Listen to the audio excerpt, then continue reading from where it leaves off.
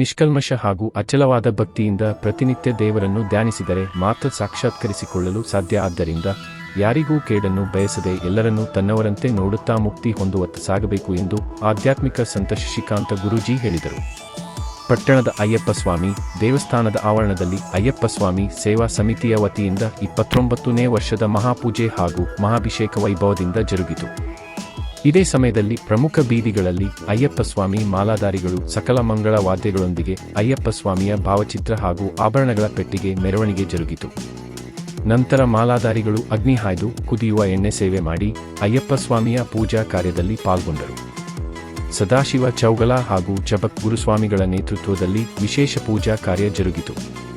ಇದೇ ಸಂದರ್ಭದಲ್ಲಿ ಸದಲಗಾದ ದರಿಖಾನ ಅಜ್ಜ, ಮುಖಂಡರಾದ ಸದಾಶಿವ ದೇಸಿಂಗೆ, ಸಹದೇವ ಲಾಳಿ, ಕೇದಾರಿ ತೋಡಕರ, ವಿಕ್ರಮ ಪತ್ತಾರ, ಸಿದ್ದು ಟಕ್ಕಣ್ಣವರ, ಶೆಟ್ಟೆಪ್ಪ ಮಣ್ಣವಡ್ಡರ, ರಾಜು ಹೆಗ್ಗೊಂಡ, ಸತ್ಯಪ್ಪ ಆಸಂಗಿ, ಗಜು ನಾವಿ, ರವಿ ಕಾಳೆ ಹಾಗೂ ಅಪಾರ ಭಕ್ತ ಸಮೂಹ ಉಪಸ್ಥಿತರಿದ್ದರು.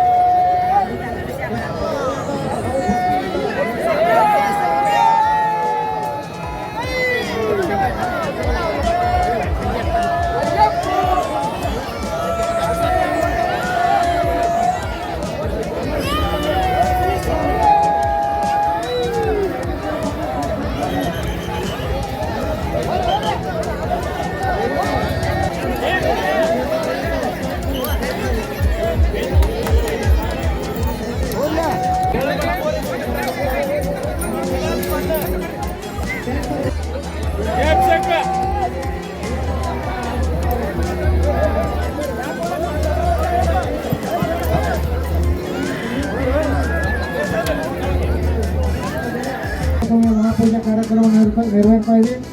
ಎಲ್ಲ ಅಯ್ಯಪ್ಪ ಸ್ವಾಮಿ ಮಾಲಾಧಾರಿಗಳು ಈಗ ಅಗ್ನಿ ಮೇಲೆ ನಡಿಗೆಯನ್ನು ಮಾಡಿ ಯಜ್ಞ ಸೇವೆಯನ್ನು ಮಾಡುವಂತಹ ಒಂದು ವಿಶಿಷ್ಟವಾದಂತಹ ಒಂದು ಕಾರ್ಯಕ್ರಮ.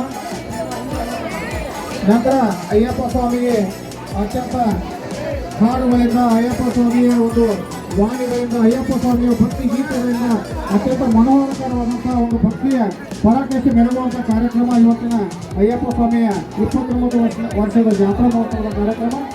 ದಯವಿಟ್ಟು ಆರೋಗ್ಯ ಸಂಖ್ಯೆಗೆ ಅಯ್ಯಪ್ಪ ಸ್ವಾಮಿಯ ಸನ್ನಿಧಿಗೆ ಹೋಗ್ತಾ ಇದೆ. ದಯವಿಟ್ಟು ಎಲ್ಲರೂ ಭಕ್ತಿಪೂರ್ವಕವಾಗಿ ಜೊತೆಗೆ ಅಯ್ಯಪ್ಪ ಸ್ವಾಮಿ ಮಕ್ಕಳ ಕೃಷಿಗೆ ತಾವೆಲ್ಲರೂ ಪಾತ್ರಬೇಕು. ದಯವಿಟ್ಟು ಸಹಿಸಬೇಕು. ಸಣ್ಣ ಮಕ್ಕಳ ಮುಂದೆ ಅದೇಬೇಡಿ. ದಯವಿಟ್ಟು ಯಾವ ಚಿಕ್ಕ ಮಕ್ಕಳು ಕೂಡ ಮುಂದೆ ನಿಂತ್ಕೋಬೇಡಿ, ಗಂಧ ಹಾಕ್ಬೇಕು. ದಯವಿಟ್ಟು ತಮ್ಮಲ್ಲಿ ಕೈ ಹಿಡಿದು ಮಕ್ಕಳು ಪ್ರಾರ್ಥನೆ ಮಾಡ್ಕೋತೀವಿ. ಯಾರು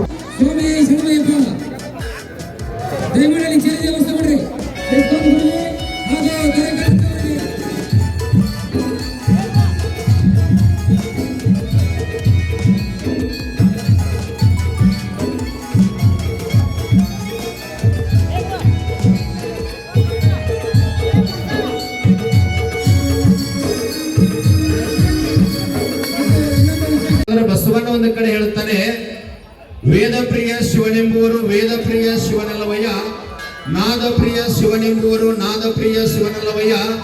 ವೇದವ ನೋದಿದ ಬ್ರಹ್ಮನ ಸಿರ ಹೋಗಿ, ನಾದವ ಮಾಡಿದ ರಾವಣಂಗೆ ಅರ್ಯಾವಿಷ್ಯವಾಗಿ. ವೇದ ಪ್ರಿಯವಲ್ಲ, ನಾದ ಪ್ರಿಯವಲ್ಲ, ಭಕ್ತಿ ಪ್ರಿಯ ನಮ್ಮ ಕೂಡಲ ಸಂಗಮ ದೇವ ಅಂತ ಹೇಳ್ತಾರೆ. ಅಯ್ಯಪ್ಪನ ಬಗ್ಗೆ ತಾವೆಲ್ಲ ಇತಿಹಾಸ ಬಹಳ ಸಾರಿ ಕೇಳಿರಿ. ಭಕ್ತಿ ಮಾಡಿದ್ರೆ ಏನು ಲಾಭದ ಅಂತ ಹೇಳಿ ತುಕಾರಾಮ್ ಮಹಾರಾಜರಂತಾಗಿ ಹೋದ್ರು.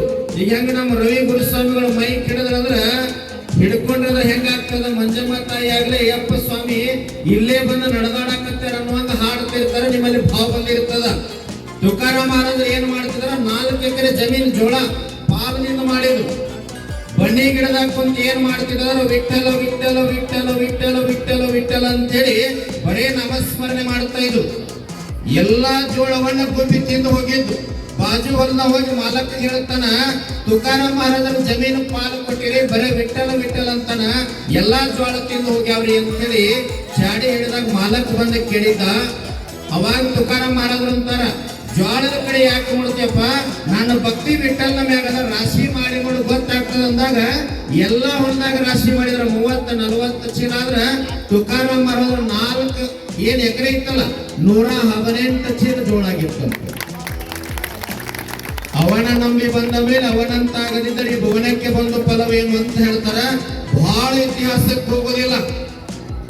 ಇವತ್ತು ಏನಾಗಿದೆ ಅಂತಂದ್ರ ನಮಗ ಆವಿಷ್ಯ ಬಹಳ ವ್ಯರ್ಥ ಆಗಿ ಹೋಗ್ಯದ, ನಮಗ್ ಗುರುತಾಗ್ತಾ ಇಲ್ಲ. ಆವಿಷ್ಯ 10 ಹತ್ತಲೇ 100, ನಿದ್ರೆಗೆ ಹೋಗ್ಯಾವ 50, ಪ್ರಾಯಕ್ಕೆ 20, ಪ್ರಾಯದಲ್ಲಿ ಮಾಡಿದ ಗಾಯಕ್ಕೆ 30 ಅಂತ ಹೇಳ್ತಾರೆ. 100 ವರ್ಷ ಹಿಂಗ್ ಹೊಂಟದ ನಮ್ದು. ಕಲಬುರಗಿ ಶರಣಬಸಪ್ಪ ಅಂತ ಒಬ್ಬ ಜ್ಞಾನಿಗಳಾಗಿ ಹೋದ್ರು, ನಮ್ಮ ದೇವರಕೊಂಡ ಜನಾಂಗ. ಹೊಲದೊಳಗ ಹೂ ಹರಿತಾ ಇದ್ರು, ಒಬ್ಬ ಭಕ್ತ ಓಡಿ ಬಂದ. ಏನ್ ಕೇಳ್ತಾನ ಬಂದಂದ್ರ, ನನ್ನ ಮಗನ ಮದುವೆ ಐತಿ, ಒಂದು 50,000 ರೂಪಾಯಿ ಕೊಡ್ರಿ ಅಂತ ಹೇಳ್ದ. ಅವಾಗ ಶರಣಬಸಪ್ಪನವ್ರು ಅಂತಾರ, ನಾನು ಮಠಾಧೀಶ ಅದೇನಪ್ಪ, ನಾನು ಸ್ವಾಮೀಜಿ ಅದೀನಿ, ನನ್ನ ಹತ್ರ ಎಲ್ಲಿದ ಹಣ ಅಂತಂದಾಗ ಏನಾದ್ರು ಮಾಡಿ ಕೊಡ್ಲೇಬೇಕ್ರಿ ಅಪ್ಪ ಅಂದ. ಅಷ್ಟೊಳಗ ಹೂವಿನ ತೋಟದೊಳಗಿನ ನಾಗರಾವ್ ಬರ್ತದ. ಶರಣಬಸಪ್ಪನವ್ರು ಅಂತಾರ, ಅದನ್ನ ಹಿಡ್ಕೋರೋ ಚಲೋ ಆಗ್ತದ ಅಂದ್ರು. ಅವಾಗ ಭಕ್ತಂದ, ಶರಣಬಸಪ್ಪನವ್ರ ರೊಕ್ಕ ಕೊಡಂಗಾದ್ರ ಕೊಡ್ರಿ, ಹಾವು ಹಿಡಿದು ನಮ್ಮನ್ನು ಕೊಲ್ಲಬೇಕಂತ ಮಾಡಿರೇನ್ರಿ ಅಂದವ. ಅವಾಗ ಹಿಡಿಯೋ ಚಲೋ ಆಗ್ತದ ಅನ್ನೋದ್ರೊಳಗೆ ಹುದ್ದು ಬಾಲ ಮುಟ್ಟತನ, ಮುಟ್ಟಿದ 30% ಬಾಲ ಅವನ ಕೈಯಾಗ ಬಂಗಾರ ಆಗಿ ಬರ್ತದ. ಅವಾಗ ಶರಣಬಸಪ್ಪನವ್ರ ಕಡೆ ಮುಖ ನೋಡ್ತಾನ, ಯಪ್ಪ 70% ಮುಖ ಮುಂದೆ ಮಾಡಿ ಒಳಗೆ ಹೋಗೈತಲ್ರಿ, ಹೊರಗೆ ಬಾ ಅಂತ ಹೇಳಲ್ಲ, ಹಿಡ್ಕೊಂತೇನಂದು ಹೋಗೈತಿ ಹೋಗಂತ. ಅದಕ್ಕ ಮಹಾತ್ಮರು ಏನು ಬರ್ದಾರ ಕಾಲಜ್ಞಾನ ಅಂತಂದ್ರ, ಬಿದ್ದಿವಂತರು ಮಕ್ಕಳಿರ, ಭೂಮಿ ಎದ್ದೆದ್ದು ಬಡದಿತ್ತು ಮಕ್ಕಳಿರ, ಹದ್ದುಕ್ಕಾಗಿ ಹರ್ಕೊಂಡು ತಿನ್ನುವ ದಿನಮಾನಗಳು ಬರ್ತಾವ ಹೊಲ ಎಚ್ಚರ, ರೊಕ್ಕದ ಗಡಿಗೆ ಹೊತ್ತು ಇವಾಗ ಬಿಕ್ಕಿ ಬಿಕ್ಕಿ ಎತ್ತಿರು ಮಕ್ಕಳಿರ ಅಂತ ಹೇಳ್ತದ.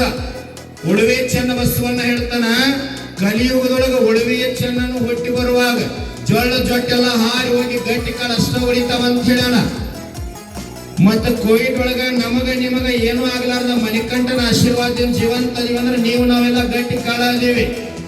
ಆದ್ರೆ ಏನು ಬೇಡಬೇಕು, ನಾವು ಮಣಿಕಂಠನ ಮುಂದೆ ನಿಂತು ಏನು ಸಂಕಲ್ಪ ಮಾಡಬೇಕು, ಆರತಿ ಮಾಡುವಾಗ ಜ್ಯೋತಿ ಬೆಳಗಿಸುವಾಗ ಏನು ಬೇಡಬೇಕಾಗಿದೆ ಅಂದ್ರೆ ನಮ್ಮೆಲ್ಲರ ಕಣ್ಣೀರ್ ವರ್ಷಪ್ಪ, ಆಜು ಬಾಜು ಇದ್ದಂಥವ್ರದ್ದು ಕಣ್ಣೀರ್ ವರ್ಷ ಅಂತ ಬೇಡಬೇಕಾಗಿದೆ. ಆದ್ರೆ ಇವತ್ತೇನಾಗಿದೆ, ಬಹಳ ಜನ ತಾಯಂದಿರ ಸೇರಿ ಕಲಬುರಗಿ ಜಿಲ್ಲೆ ಗತ್ತಣಿಗೆ ಅಂತ ಒಂದು ಗ್ರಾಮ ದೇವಿ, ಭಾಗ್ಯವಂತಿ ದೇವಿ ಅಂತ ಒಂದು ದೇವಸ್ಥಾನದ ಒಬ್ಬ ತಾಯಿ ಬೇಡ್ಕೊಂತಾಳ. ಮೊನ್ನೆ 2 ತಿಂಗಳ ಹಿಂದ್ಗಡೆ ಇದ್ದು 50 ರೂಪಾಯಿ ನೋಟಿನ ಮ್ಯಾಗ ಬರೀತಾಳ ತಾಯಿ. ಹುಂಡಿ ಒಳಗೆ ಹಾಕುವಾಗ ಭಾಗ್ಯವಂತಿ ದೇವಿ ಮುಂದಿನ ಅಮಾಸಿಗೆ ಬಂದಾಗ 5,000 ರೂಪಾಯಿ ನೋಟ್ ಹಾಕ್ತೀನಿ, ಆದ್ರ ಮುಂದಿನ ಅಮಾಸಿಗೆ ಬರೋದ್ರೊಳಗ ನಮ್ಮ ಅತ್ತಿ ಮಾವ ಸಾಯುವಂಗ ಆಶೀರ್ವಾದ ಮಾಡು. ಏನು ಬೇಡಕತ್ತೀವ್ರಿ?